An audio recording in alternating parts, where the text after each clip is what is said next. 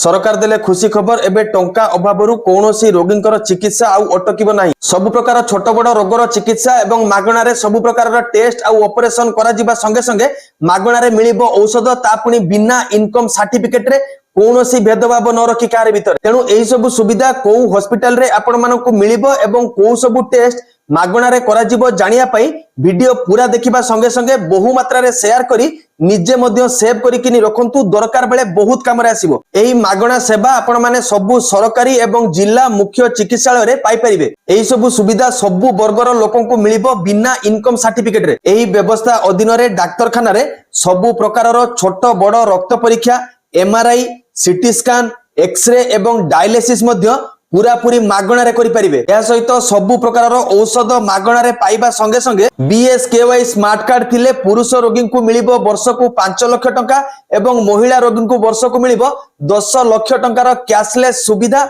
सबु प्राइवेट एवं घरोई हॉस्पिटल रे। तेणु वीडियोटी बहुत जरूरी कारण एबे टंका न थिबारु बहुत रोगींकर चिकित्सा अभावरु प्राण चली जाउची।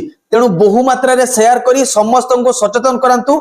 आपणकर गोटे शेयर गोटे लोकर जीवन बचाई देबा संगे संगे तांको परिवार रो हस खुशी फेराई आनिबो।